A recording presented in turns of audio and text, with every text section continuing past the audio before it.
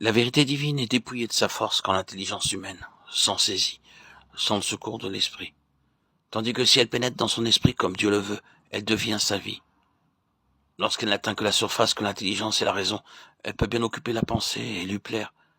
Mais tandis qu'on attend d'elle une heureuse influence, sa force est réduite à celle de la sagesse humaine, qui n'atteint pas la vie de l'esprit.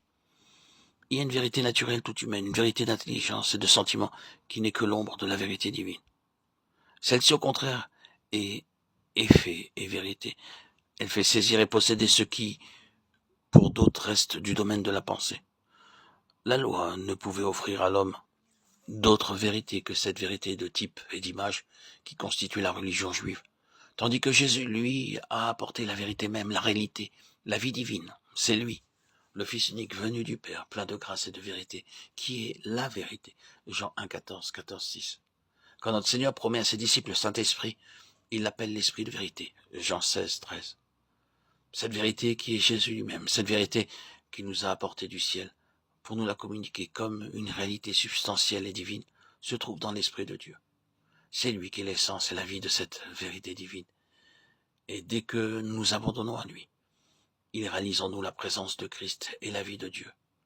Quand il nous enseigne la vérité, il ne se borne donc pas à nous donner des paroles et des pensées, des images et des impressions, nous les faisant parvenir au moyen de tels livres ou de tels prédicateurs. Mais il pénètre jusqu'aux sources de notre vie pour y déposer la vérité de Dieu, cette semence dont il est lui-même la vie divine. À mesure que nous renonçons davantage à nous-mêmes pour cultiver avec amour et foi ce germe de vie, il le développe et le fortifie jusqu'à ce que notre être tout entier en soit vivifié. Ce n'est donc pas du dehors que l'Esprit s'adresse à nous, mais c'est au-dedans de nous. C'est par sa vertu puissante. C'est en effet et en vérité qu'il vient nous révéler Christ et tout ce que Christ est pour nous.